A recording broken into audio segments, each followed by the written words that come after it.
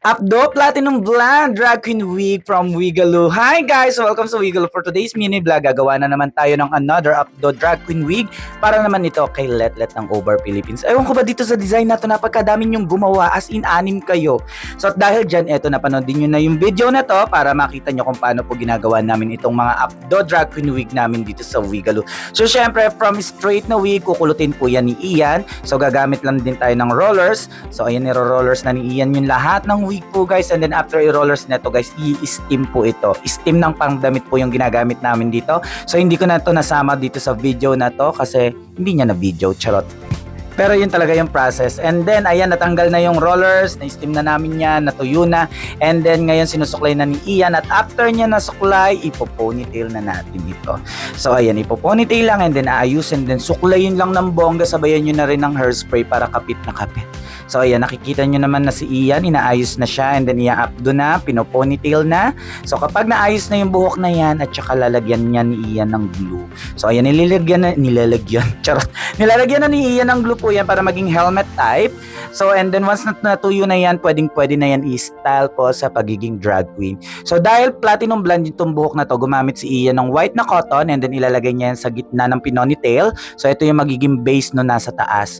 So, uunahin muna ni Ian yung bangs. So, ayan, binoblower and then ayusin. Mamaya ititis din po yan. And then makikita nyo kung ano yung itsura ng bangs na itong design na to na wig. So, blower, suklay, tease, ayan, ginupit na ni Ian kasi nga may pabangs si Mayor.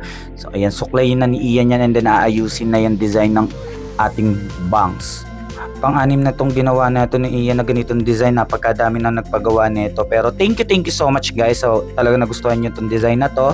And then, sa mga gusto pa po magpagawa ng drag queen wig po dito sa Wigaloo, ayan, mag-message lamang po kayo dito sa Facebook page po namin. And then, send nyo po yung design. Kapag kaya namin po yan guys, gagawin po namin. Ayan, inunan ni Ian yung bangs. Ayan, tinitis.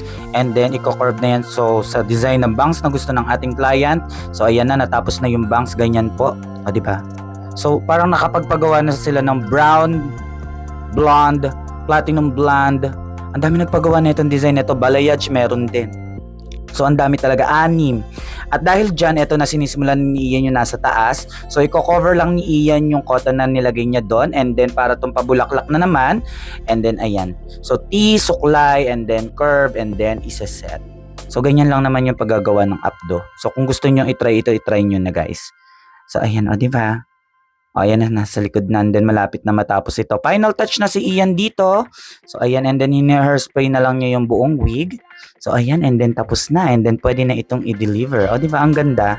So, ayan, salamat Mama Letlet sa pag-order ng itong wig na to. So, i-deliver na namin siya. Maraming salamat, guys. So, ito yung platinum blonde ni Mama Letlet. And then, ito yung blonde ni Mansa ng Over Philippines. O, di ba? Twinning sila. So, ayan guys, maraming salamat po guys. Don't forget to follow Wigaloo and then magpagawa na kayo ng drag queen.